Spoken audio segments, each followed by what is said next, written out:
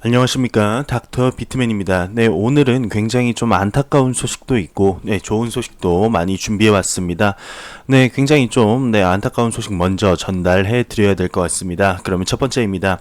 은행이 암호화폐 거래소 벌집 계좌 회수 거래소 구조 조정 본격화되나라는 이런 소식이 기사를 통해 나왔습니다. 한번 알아보도록 하겠습니다. 우리나라 정부가 이제 암호화폐 거래소들에게 기존 금융권과 동일한 자금 세탁 방지 의무를 부여할 예정이라고 하는데요. 또 각 시중은행이 재량으로 암호화폐 거래소와 금융 거래를 거절할 수 있도록 하거나 의무적으로 거절하도록 하는 방안도 법제화할 방침이라고 합니다. 그동안 금융위원회가 은행에 대한 행정 지도로 진행했던 실명 확인, 입출금 계정, 서비스 발급 관리를 시중은행들의 재량에 맡기면서 벌집 계좌 강제 해소에 대한 법적 권한까지 주겠다는 의도로 분석이 된다고 하는데요. 여기서 이제 벌집 계좌란 시중은행으로부터 가상 계좌가 막힌 암호화폐 이제 거래소들이 원화 거래를 지원하기 위해 자체 법인 계좌로 투자자들의 돈을 받아 운영하는 형태를 의미하게 됩니다. 통상 법인 계좌 아래 투자자 계좌를 두고 개별 운영하는 방식을 취하기 때문에 벌집이란 표현을 쓰게 되는데요. 기존에도 각 은행은 벌집 계좌에 있는 돈이 거래소 경비 운영 목적 비집금 계좌와 구분되어 사용되는지 모니터링 하면서 이상 거래 발생 시 행정 지도에 따라 즉시 거래를 종료해 왔다고 합니다. 하지만 정부와 여당의 의도대로 이제 법 개정이 진행돼 벌집 계좌 퇴출 대상이 될 경우에 업비트, 코인원, 코빗, 빗썸처럼 이미 실명 확인 가상 계좌를 발급받은 거래소 4곳을 제외한 중소거래소들의 원화 입출금은 사실상 불가능해진다고 합니다. 이에 대해 거래소 업계 및 법조계에선 시중은행이 벌집 계좌를 법으로 차단하기에 앞서 정부가 정한 요건을 갖춘 신규 투자자들에게 실명 확인 가상 계좌를 발급할 수 있도록 길을 열어주고 이에 대한 감독을 함께 진행해야 한다는 지적이 확산되고 있다고 하는데요. 업계 전문가들은 은행들이 실명 확인 이런 가상 계좌를 새로 발급해주지 않기 때문에 벌집 계좌를 이용할 수밖에 없게 되는 것이라며 실명 확인 계좌 발급과 벌집 계좌 회수가 함께 이루어지지 않으면 정부가 규정 없이 인위적으로 구조조정하려는 것이라는 의혹을 사게 될 것이라고 지적을 했다고 합니다. 그러면서 이제 벌집 계좌 전면 차단은 과잉 규제, 옥석 가려 관리 감독해야 한다라는 부제를 한번 들어가 보도록 하겠습니다.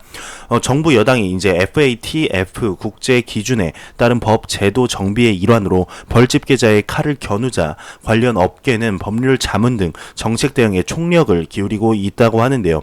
정부 우려대로 이제 벌집 계좌를 범죄에 악용하는 업체도 있지만 자율 규제를 통해 엄격하게 관리 운영하는 곳들도 있기 때문입니다.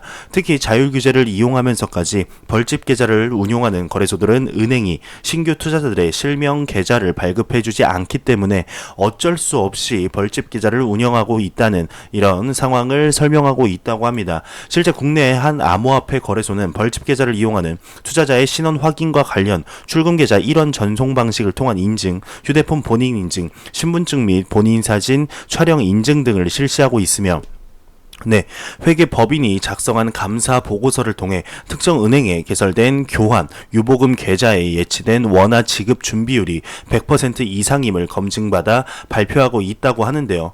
법무법인 린 구태현 변호사는 암호화폐 거래소들이 이제 사업자용 은행 계좌를 자신의 실물 거래에 사용하는 것은 당연한 권리라며 그 안에서 이뤄지는 거래가 불법적 자금 거래라는 증빙이 있을 때는 은행이 해당 거래에 의심 거래 보고를 하고 FIU가 이를 추적해 범죄를 단속하면 되므로 그 거래에 이용된 사업자에게 사전부터 불이익을 줄 필요는 없다고 입법 타당성에 문제를 제기했다며 이렇게 기사를 마무리하고 있습니다.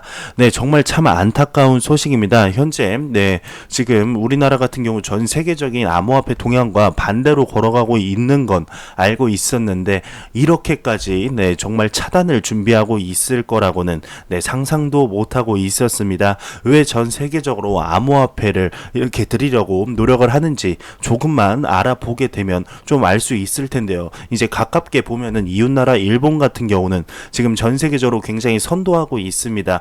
정말 전 세계 암호화폐 국가 1위라고 이렇게 불러도 전혀 이상하지 않을 만큼의 암호화폐의 제도권적인 법 규제화를 통해서 오히려 거래소들이 자율적이지만은 정말 불법적인 이런 상황은 오지 않게 정말 타당성 있게 이렇게 입법을 준비하는 모습을 보면서 참 비교가 됩니다. 참 안타깝습니다. 정말 5년 뒤 10년 뒤에 정말 암호화폐 블록체인 업계에서 많이 뒤처지지 않을까. 예전에 영국이 마차 산업을 고집하면서 자동차 산업에 뒤처졌던 이런 모습을 뒤따라가게 되는 건 아닐까. 개인적으로 참 안타깝습니다. 암호화폐 시장 관점으로 보면 우리나라는 참 안타까운 상황인 거는 확실한 것 같습니다. 우리나라에서 조금만 전 세계적인 동향을 조금만 살펴보고 조금이라도 제도권 안으로 들이려는 이런 모습을 보여주기만 한다면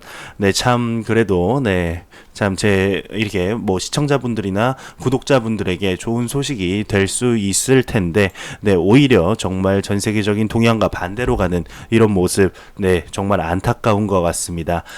다음 소식입니다. 이더리움 이스탄불 업그레이드가 10월 가동 예정이라고 합니다. 암호화폐 전문 미디어 AMB 크립토에 따르게 되면 최근 이더리움 핵심 개발자 회의에서 이스탄불 로드맵 추진을 위한 세부 단계를 확인한 것으로 나타났다고 하는데요. 이에 따르면 이더리움은 오는 4월 17일 독일 베를린 크리데브 회의에서 이스탄불 업그레이드를 위한 초기 작업에 착수하며 회의 종료 이후 1개월 동안 이스탄불 하드포크 관련 제안을 받는다고 합니다.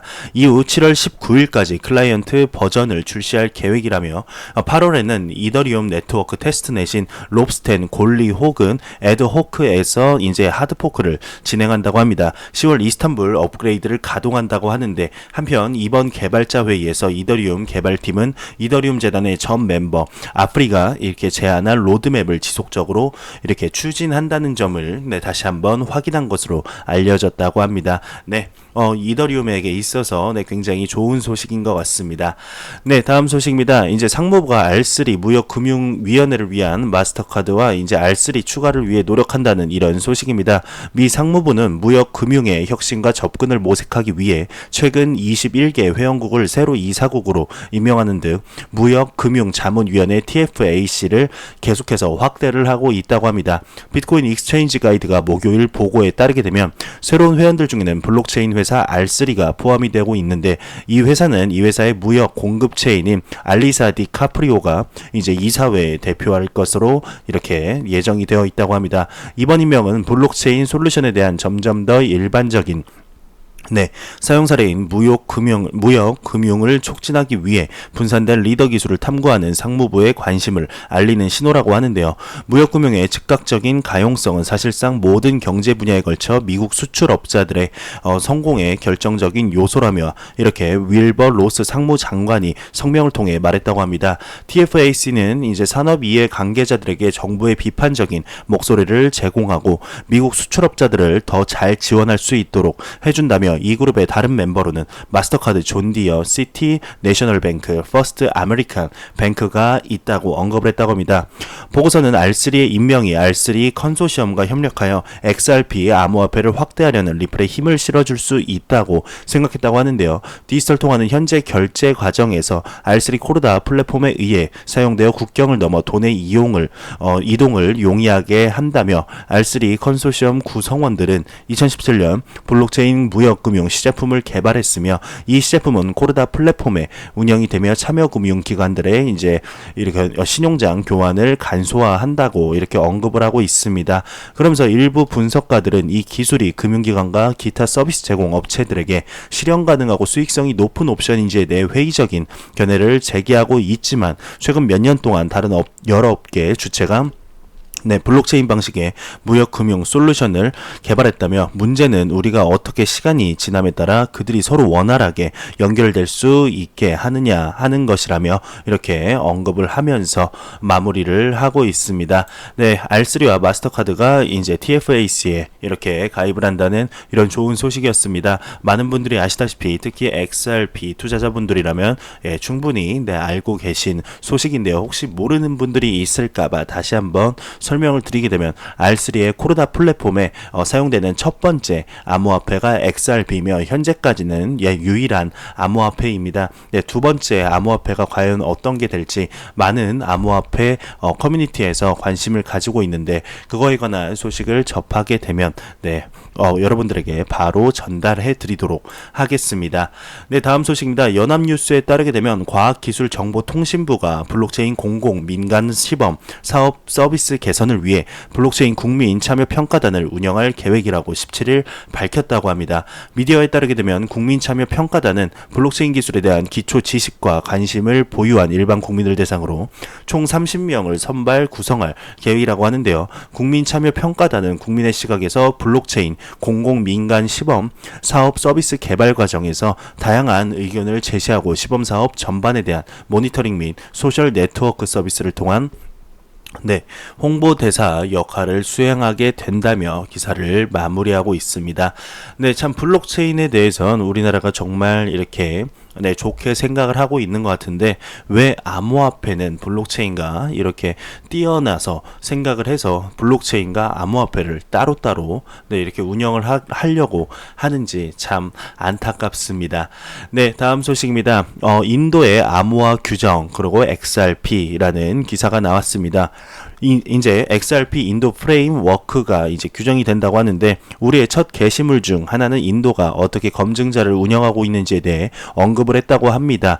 소식통과 이제 다양한 언론 보도에 따르게 되면 인도 대법원은 4주 동안 인도 당국에 비밀 규제 정책을 마련하도록 허가했다고 이제 한다고 하는데요. 4주일이 지나고 약 한 달이죠. 약 한 달이 지나고 인도 정부가 암호화 규제의 틀을 마련하지 않으면 대법원이 직접 나서 판단을 내릴 수밖에 없다고 합니다. 이렇게 4월 1일까지 인도가 그들의 암호 정책을 리플을 위한 매사추세츠 주로 정하게 될 것이라고 하는데 이것이 왜 중요할까라고 이렇게 물어보고 있습니다. 그러면서 우리는 리플이 인도 시장의 50% 이상을 차지하고 있다는 것을 알고 있는데 우리는 또한 인도 정부가 검증자를 운영하고 있지 않다는 것을 알고 있다고 합니다. ISRDC는 이렇게 검증자를 운영하고 있다고 하는데요. ISRDC는 인도 정부 메이티가 ISEA 프로젝트를 수행하는 4개의 센터 중 하나라고 합니다. 우리는 또한 이제 리플을 포함한 글로벌 블록체인 스타트업들이 인도 핀테크 회사와 제휴하여 독자적인 블록체인 지원 통화를 제공하고 있다며 리플은 같은 통화 XRP를 사용하여 호스트 시장에서 거래소를 설립하여 국제 송금 사업을 수행한다며 이렇게 기사를 마무리하고 있습니다. 그러면서 리플과 이미 협력하고 있는 인도 은행을 이렇게 적어놨는데요. 이제 코당 마힌드라 뱅크는 엑스커런트를 이용하여 카운티로 즉시 송금 결제가 가능하며 엑시스 뱅크는 인도 3위의 민간 부문 은행인 엑시스 뱅크는 이제 리플의 엔터프라이즈 블록체인 기술 솔루션을 사용하여 즉각적인 국제 결제 서비스를 시작했다며 이렇게 기사를 마무리하고 있습니다. 과연 어떠한 결과가 나올지 4월 1일 전이면 전후로 아마 기사가 나올 것 같습니다. 이 소식을 접한 대로 바로 여러분들께 전달해 드리도록 하겠습니다. 다음 소식입니다. 일본의 히타치가 이제 블록체인 결합 거래 지원 서비스를 출시한다고 합니다. 일본 현지 미디어에 따르게 되면 일본 전자기기 제조업체 히타치가 지난 14일 블록체인 기술을 결합한 안정성이 높은 거래를 지원하는 서비스 히타치 하이퍼 패브릭을 오는 29일부터 판매할 예정이라고 밝혔다고 합니다. 다음 소식입니다. 이더리움의 공동 창업자인 조셉 루빈이 블록체인은 10에서 20년 후에 경제의 대부분을 차지할 것이라고 언급을 했다고 하는데요. 이더리움의 공동 창업자이죠. 조셉 루빈은 블록체인이 완전한 가지를 뻗치는 10에서 20년 후에는 세계 경제가 이제 10배는 더 커질 것이고 블록체인은 아마도 그것의 대부분을 차지하는 중요한 부분이 될 것이라고 예상한다고 말했다고 합니다. 루빈은 3월 14일 이제 오스틴에서 열리는 SXSW 컨퍼런스에서 이같이 의견을 발표했다고 하는데요. 또한 루빈은 요즘 블록체인 기반 시스템을 사용하는 정상적인 사람들이 많지 않듯이 1983년에 이 메일을 보내는 정상적인 사람들도 많지 않았다고 지적했다고 합니다. 그는 또한 비트코인의 많은 비효율성이 존재하고 있으며 현재 버전의 이더리움 2.0에는 그러한 사항이 없을 것으로 언급하면서 이더리움 2.0의 약속을 되풀이했다고 합니다. 네, 비트코인과 현재 이더리움에서는 이제 기본적으로 모든 사람들을 동기화 상태로 유지시키기 위해 전문화된 하드웨어와 많은 전기를 소모하고 많은 계산을 해야 한다며 이더리움 2.0이 18개월 내에 에너지를 적게 사용하는 훨씬 더 강력하고 확장 가능한 블록체인 시스템을 갖게 될 것이라며 이렇게 기사를 마무리하고 있습니다. 네, 정말 지금 2019년이 블록체인과 암호화폐 정말 중요한 해가 될 것 같은데 제 개인적인 생각으로는 10년, 20년 까지도 안 갈 것 같습니다. 한 짧으면 5년, 10년 내에는 정말 블록체인과 암호화폐가 정말 실생활에 쓰이게 되는 그런 날이 조만간 오게 되지 않을까 싶습니다. 요즘 이제 산업의 발전 속도가 굉장히 빠르다는 것은 이제 알고 계실 텐데, 지난 100년간 이렇게 산업 속도가 발전한 이런 속도보다 지난 10년간 발전한 속도가 훨씬 더 빠르다는 게 암호화폐뿐만 아니라 그냥 전문가들의 의견입니다. 앞으로의 10년 뒤에 모습이 어떻게 될지 정말 기대가 됩니다. 다음 소식입니다. 암호화폐 전문가가 지난 5개월 비트코인의 총 거래량이 이전 대비 50% 이상 증가를 했다고 합니다. 암호화폐 시장 연구원 케빈 루크가 17일 자신의 트위터 계정을 통해 암호화폐 분석기관 코인 매트릭의 데이터에 따르게 되면 지난 5개월간 모든 거래소의 비트코인 거래량은 지난 거래량 평균 대비 150%까지 증가를 했다며 2만 달러에서 하락할 당시인 2018년 1월 이후 비트코인의 일평균 거래량이 이렇게까지 높았던 적은 없었다고 분석을 했다며 기사를 마무리하고 있습니다. 네, 정말 많은 암호화폐 전문가 분들께서 얘기를 하시는 게 현재 암호화폐 하락장, 긴 겨울은 끝났다고 이렇게 이제 상승장으로 돌아갈 일만 남았다고 많이들 이렇게 얘기를 하고 계십니다. 근데 오늘은 좀 이렇게 한 2-3일 동안 상승을 해서 그런가요? 소폭 이렇게 조정을 보이는 모습을 보여주고 있는데 이 조정된 모습 후에 대상승장으로 가는 발판이 되었으면 좋겠습니다. 네, 다음 소식입니다. 2월 신규 암호화폐 ATM기가 75대가 설치되며 라이트코인의 지원이 상승한다는 소식입니다. 지난 2월 전 세계적으로 75대의 신형 암호화폐 ATM기기가 설치되었으며 이 중 대다수가 미국에 설치가 되었고 라이트코인이 이달 동안 ATM기 지원이 가장 많이 증가한 암호화폐였다며 코인 ATM 레이더의 자료에 따르게 되면 현재 전 세계에는 2895대의 암호화폐 전용 ATM기가 있다고 합니다. 지난 2월 미국의 59대의 암호화폐 ATM기가 새로 설치돼 총계가 2413대에서 2472대로 늘어났다고 하는데요. 영국에는 현재 210개의 암호화폐 ATM기가 있으며 7개의 새로운 ATM기가 설치가 되었다고 합니다. 캐나다와 스페인에도 몇 개의 새로운 시설이 설치되었다고 하는데요. 비트코인은 가장 많은 ATM기가 지원하는 암호화폐로 남아있으며 현재 세계에는 비트코인을 지원하는 ATM기가 비트코인을 지원하는 ATM기가 4380대, 라이트코인은 2월 들어 2895대로 ATM이 전월보다 120대나 늘었으며 현재 가장 큰 폭의 지원 증가세를 보이고 있다고 얘기를 하고 있습니다. 네, 다음 소식입니다. 비트코인의 난이도 및 활성 주소 동반이 증가를 했다고 합니다. 블록체인 리서치 플랫폼 토크 인사이트의 데이터에 따르게 되면 비트코인 활성 주소수가 전주 대비 1.32% 증가한 53.65만 개를 기록하고 있다고 하는데요. 비트코인의 네트워크의 해시레이트는 지난 90일 내 가장 높은 수준인 49.63을 나타내고 있으며 제프리의 애널리스트는 시장이 조금씩 회복세를 나타내고 있지만 채굴 수익은 여전히 손익분기점을 넘지 못하고 있다며 이로 인해 대량 매도가 힘들어지면서 단기적인 가격 상승을 이끌고 있다고 진단을 했다고 하네요. 네, 다음 소식입니다. 대형 보험사 악사가 AXA죠.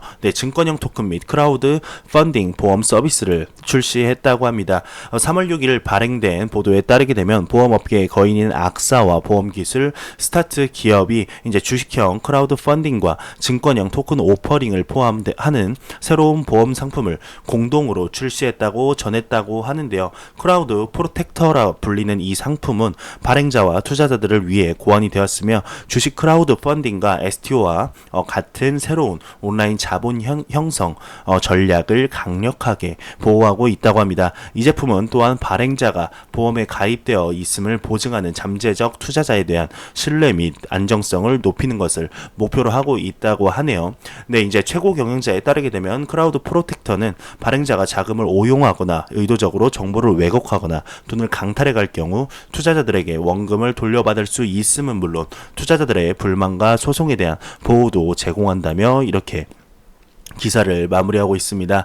네, 2019년이 이제 암호화폐 전문가들 사이에서는 STO, 즉 증권형 토큰도 굉장히 중요한 해가 될 것이라고 많이 언급을 하고 있는데요. 네, STO가 이게 발전할수록 많은 사람들이 증권형 토큰뿐만 아니라 이제 암호화폐에 대해서도 관심을 가지게 되겠죠. 네, 증권형 토큰도 2019년에 많은 성장을 이뤘으면 좋겠습니다. 네, 다음 소식입니다. 로저버가 마운트곡스 전 CEO가 이제 고객자산 보호 실패 책임이 있다며 언급을 했다고 합니다. 암호화폐 전문 미디어 AMB 크립토에 따르게 되면 비트코인 옹호자이자 비트코인닷컴 대표 로저버가 암호화폐 미디어 디크립트와의 인터뷰를 통해 마크 카펠라스 마운트곡스 전 CEO는 해킹 공격으로부터 고객 자산을 보호하지 못한 데 대한 책임이 있다고 말한 것으로 알려졌다고 합니다. 앞서 15일 도쿄 지방법원은 마운트곡스 전 CEO 마크 카펠라스에 대해 징역 2년 6개월 집행유예 4년을 선고했다고 하는데요. 이는 검찰이 카펠라스 전 CEO에 대해 횡령 및 신탁 위반 혐의로 기소한 징역 10년에는 크게 못 미치는 결과이라며 검찰은 카펠라스 전 CEO가 300만 달러에 달하는 고객 자금을 개인적으로 유용했으며 보유한 자산을 부풀리기 위해 장부를 조작했다는 혐의 등을 물은 바 있다며 기사를 마무리하고 있습니다. 네, 다음 소식입니다. 영국계 핀테크 업체가 전 백악관 CIO를 영입했다는 소식입니다. 비즈니스 전문 미디어에 따르게 되면 영국계 핀테크 업체 플라티넘 DEX가 미 행정부 정보화 부문 총괄직인 백악관 최고 정보 책임자와 FBI 고위급 임원을 역임했던 카를로스 솔라리를 CIO로 영입을 했다고 합니다. 카를로스 솔라리는 이제 플라티넘 DEX 산하 암호화폐 거래 플랫폼의 보안 업무를 총괄한다며 기사를 마무리하고 있습니다. 네, 다음 소식입니다. 램 재단 이슈 업데이트 현황인데 이제 고위급 인사 이동이 있었다고 합니다. 램 재단이 16일 3월 2차 램 재단 이슈 업데이트 현황을 발표했는데요. 주요 내용은 다음과 같다고 합니다. 3월 중 재단 로드맵을 발표하며 두 번째는 암호화폐 콜드 월렛 레저와 통합 방안을 추진하고 세 번째는 램 랩스에서 이제 자금 요청 수정 후 램 재단 서비스 계약 업체에 제출할 것을 권유했다고 하고 네 번째는 공식 홈페이지 및 커뮤니티를 통해 램 재단은 채용 공개를 했다고 합니다. 네, 이제 다섯 번째는 CFO 아가타 프리스실리아를 임명을 했다고 하며 여섯 번째는 인력자원부 임시 총책임자에 이제 카린 코엔을 임명을 했다고 합니다. 일곱 번째는 램 블록체인 센터 CEO 및 동남아 지역 비즈니스 개발 이사에 자스민 NG를 임명을 했다고 하고 여덟 번째는 일본 지부인 램 재팬 업무 책임자 코가 히로키를 이제 램 재단 위원 공식 사임을 했다고 합니다. 한편 램 재단은 3월 초 3월 1차 램 재단 이슈 업데이트 현황을 통해 재무 현황 및 조직 개편 계획을 비롯해 2,500만 XEM 상당의 운영 자금을 확보했다고 발표한 바 있다며 기사를 마무리하고 있습니다. 네, 정말 암호화폐 기사를 찾아보다 보면은 램 재단에서도 굉장히 열심히 이렇게 노력을 하는 모습을 기사로서 눈으로 확인할 수가 있는데 관심이 있으신 분들은 좀 더 알아보시면 좋을 것 같습니다. 네, 다음 소식입니다. 코스모스 체인의 모 회사가 900만 달러 규모 A라운드 투자를 유치했다고 합니다. 지금 이제 갤럭시 S10의 암호화폐 지갑에서 지원되는 코인 중 하나죠. 코스모 코인의 이제 회사인데요. 네, 그래서 굉장히 이슈가 된 회사죠. 네, 한번 알아보도록 하겠습니다. 암호화폐 전문 미디어 코인데스크에 따르게 되면 코스모 체인의 모 회사 텐더 민트가 900만 달러 규모의 A라운드 투자를 유치했다고 합니다. 해당 투자는 코인베이스의 암호화폐 펀드 패러다임의 주도하에 베인 캐피탈과 메이션이 참가한 것으로 나타났다고 합니다. 해당 업체는 투자를 통해 코스모스 네트워크 및 그 생태계를 개발하고 팀 확장, 지속 가능한 사업 모델을 구축할 계획이라고 하네요. 네, 다음 소식입니다. 네. 스팀 코인을 지원하는 그 블록체인, 네, SNS죠. 네, 스팀잇이 디도스 공격을 받았다고 하는데 공격자가 불명확하다고 이렇게 기사가 나왔습니다. 암호화폐 미디어 크립토 슬레이트에 따르게 되면 최근 스팀잇 웹사이트가 디도스 공격을 받은 것으로 확인했다며 이로 인해 스팀잇은 약 25분간 서비스를 중단했다고 합니다. 스팀잇 측은 이와 관련해 개발팀이 원인을 발견하고 해결했다며 다만 누구의 소행인지는 아직 밝혀지지 않았다라고 이렇게 설명했다고 하네요. 네, 참 암호화폐 거래소뿐만 아니라 이렇게 블록체인과 관련하여 현재 보안에 있어서 좀 취약한 모습을 보여주고 있는데요. 지금은 성장기인 만큼 이런 시련을 겪고 나서 좀 더 건강한 그리고 이제 투자자분들이나 이렇게 편하게 사용할 수 있는 이런 공간을 좀 더 만들어 줬으면 좋겠습니다. 네, 다음 소식입니다. 이제 IBM에 관한 이제 소식인데요. 한번 알아보도록 하겠습니다. IBM과 스텔라 파트너십의 목표는 이제 은행의 국제 송금의 혁명을 일으키는 것이라는 기사가 나왔습니다. IBM의 블록체인 솔루션 책임자가 이제 국경 간 지불을 위해 스텔라 분산 프로토콜을 사용하는 월드와이드 플랫폼에 대한 대규모 발표를 준비하고 있음을 방금 확인했다고 합니다. 그러면서 룬드는 체더에게 은행들이 돈을 전 세계로 옮기기 위해 안정적인 코인을 사용하는 것에 관심이 있다고 말을 했다고 하는데요. 전통적인 화폐와 비교했을 때 이 안정적인 코인은 훨씬 더 빠르고 저렴하게 정착할 수 있다며 그것들은 이제 피아트 통화 즉 이제 법정 화폐로 측정되는 이제 안정된 가격을 유지하기 위해 고안된 암호화폐의 한 종류라며 이렇게 예시를 들고 있습니다. 예를 들어 요즘 가장 인기 있는 안정 코인은 테더라고 하는데요. 그 동전은 미국 달러의 지원을 100% 받고 있다는 주장과 관련하여 다시 한번 의심을 불러일으켰다고 합니다. 웹사이트에 올라온 새로운 업데이트는 그것의 적립금이 때때로 미국 달러가 아닌 다른 자산으로 구성될 수 있다는 것을 보여주고 있다고 하는데요. 어쨌든 룬드로 돌아가면 그가 말한 것이 있다고 합니다.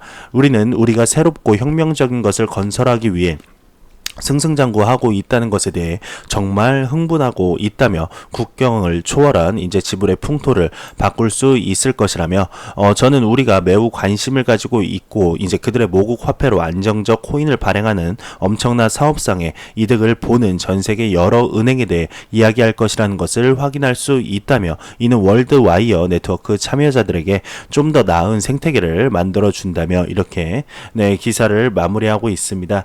그러면서 이제 JPM 이런 코인에 대해서도 좀 언급을 했는데 그렇게 중요한 소식은 아닌 것 같아서 넘어가도록 하겠습니다. 최근 스텔라의 상승세가 정말 무섭게 거의 한 일주일 동안 올랐나요? 정말 많이 오른 이런 모습을 보여주고 있는데 스텔라도 정말 열심히 하는 만큼 다른 암호화폐 코인들도 암호화폐들도 같이 이렇게 상승하는 모습이 보기 좋은 것 같습니다.